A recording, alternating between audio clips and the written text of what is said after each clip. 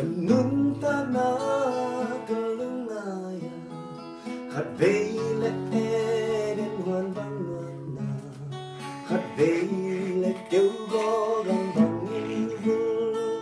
Noble dakiko Pasyan mai pa kazan hangin Lungkam ang sana tuat kaselin Ibang lumi kahizong mo Kato pa o na mayong selkin mo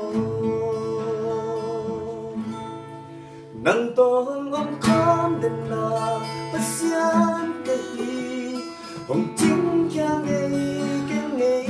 kata kay lo At kwa buang tuan na hiyang na pasyan hiya om ning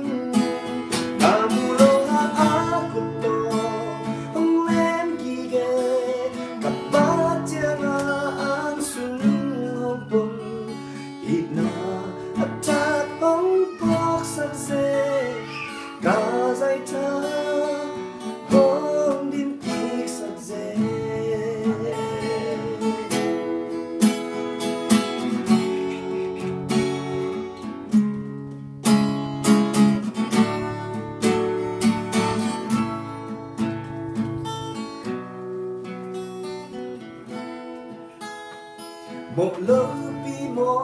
sat na truck zota uk na hang ze et na truck zota tua pe hon hiai ang lang sang pa apoi tua ria bang hang lam me pe sat di kaya bang hang lum kia chanen di kaya tu pa chei long Gandung na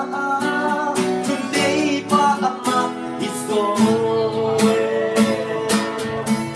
Nandong ang kong din na pasyan kahi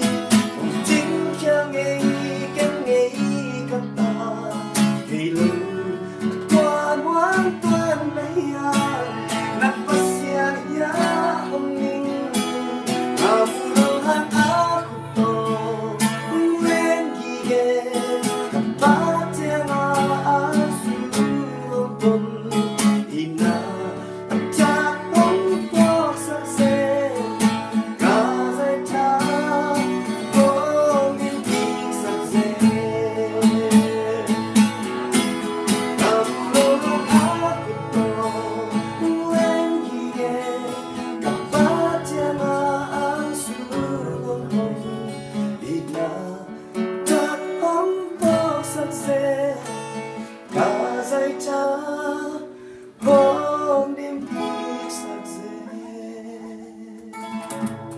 Chắc ông quân điện tổ pan cho nó ngã ta hen.